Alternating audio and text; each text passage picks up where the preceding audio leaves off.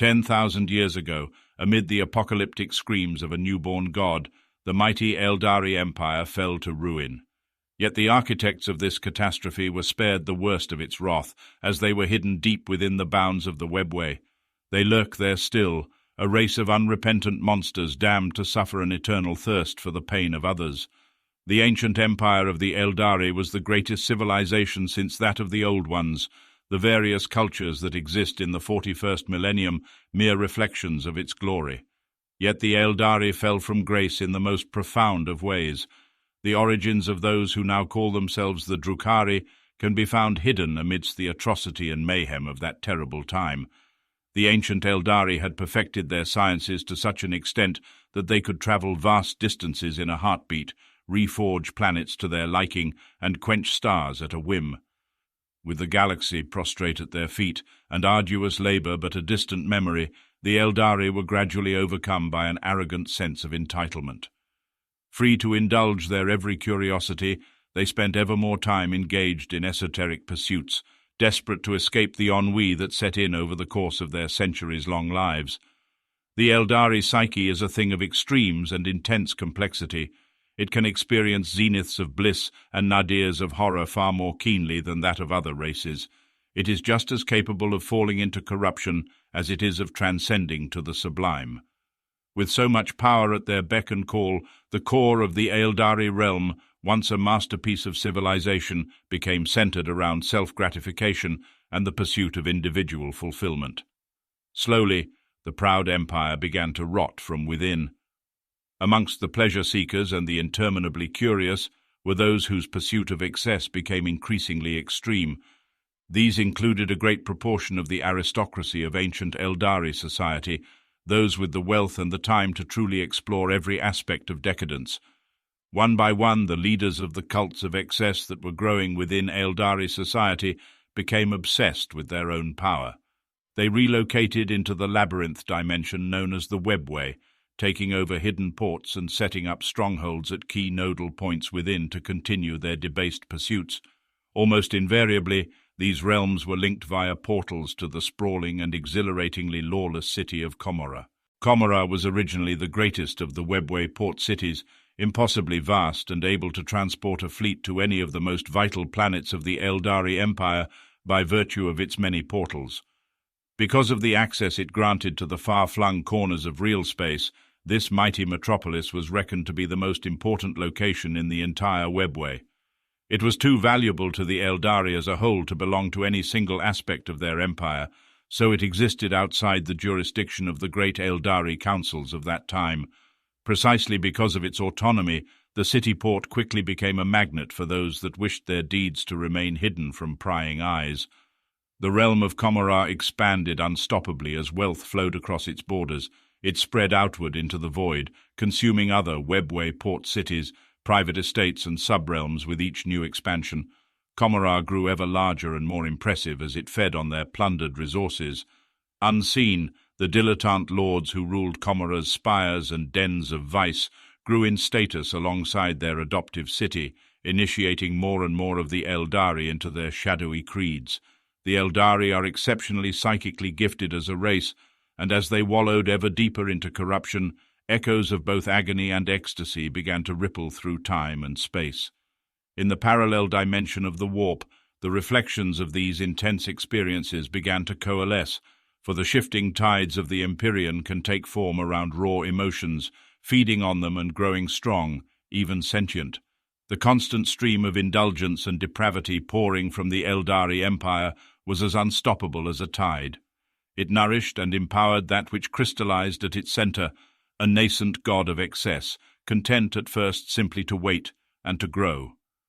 As the Eldari Empire began its descent into madness, there were some who foresaw disaster and fled to safety. The first of these were the Exodites, those who perceived their peril clearest of all. They chose to establish a network of colonies far away from the blighted heart of the empire, exiling themselves so that they might survive.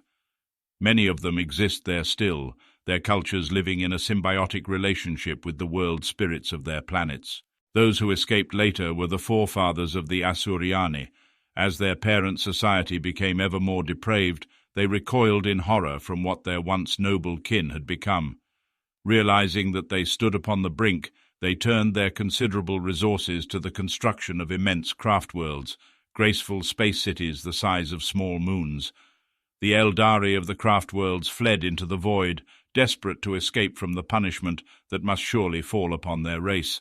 Some would even succeed.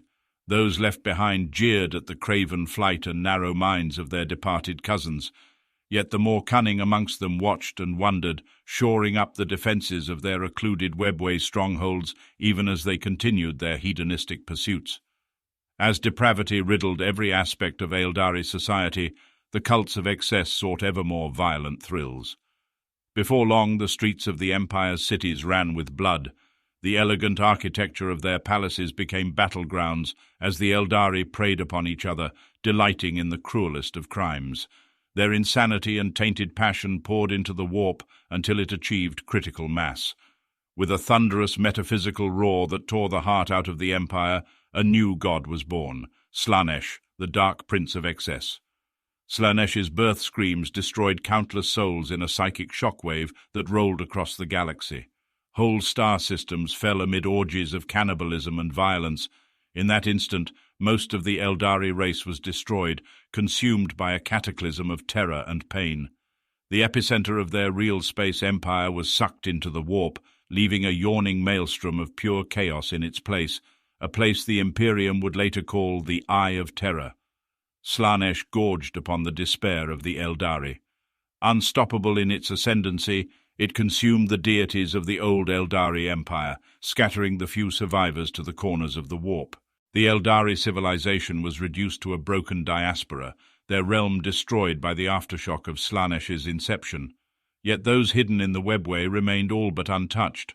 Great swathes of the labyrinth dimension itself were shattered into ruin, but many of those Eldari who had built personal empires in and around Commorragh survived the birth of Slaanesh. The echoes of the new god's arrival had wrought insidious changes within them, changes whose horrific nature would not be fully comprehended until later, but the Commorrite Eldari had escaped destruction. In their supreme arrogance, they did not cease their quest for excess even for a moment. Repentance and atonement were alien concepts to a people who acknowledged no limits to their power. The Eldari sealed within the webway had not escaped the fall, though this horror would only dawn on them slowly. Rather than having their essence consumed in one great draught, their souls were slowly draining away into the warp, consumed over time by Slaanesh, the entity the Eldari call she who thirsts.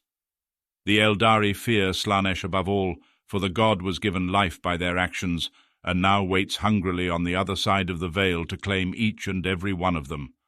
Where the Eldari of the craft worlds learned to deny Slaanesh's hold upon them using the mystical spirit stones and infinity circuits, the Commorrite Eldari became expert at ensuring that lesser beings suffered in their stead.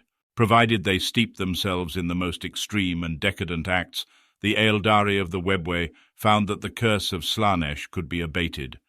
The agony of others nourished their withered souls and kept them vital and strong, filling their frames with unnatural energies. Assuming they could feed regularly enough, the webway dwellers became physically immune to the passage of time. So it was that the Drukhari were born, sadistic parasites who subsist upon the anguish of others in order to prevent the slow death of their immortal souls. 10,000 years later, in the 41st millennium, Slaanesh's thirst pulls at them still. There truly is no escape. The Drukhari have unwittingly doomed themselves, exchanging a horrific but mercifully swift end for an eternity of ghoulish starvation. To this day, the Drukhari raid the galaxy from the canker that is Commorragh, sowing misery and destruction wherever they emerge, and spiriting away countless captives to their lairs for their own horrible ends. They are masters of torture and degradation, for the longer a Drukhari can drag out the punishment of a captive, the greater the nourishment that can be derived from it. A Drukhari who has recently fed upon the torment of others shines with a cold and startling aura, their physical form restored to perfection even as the spirit within festers. One who is starved of such energies for long enough will become a shadow, desperately hunting for a taste of pain with which to stave off the gnawing pangs in the depths of their soul.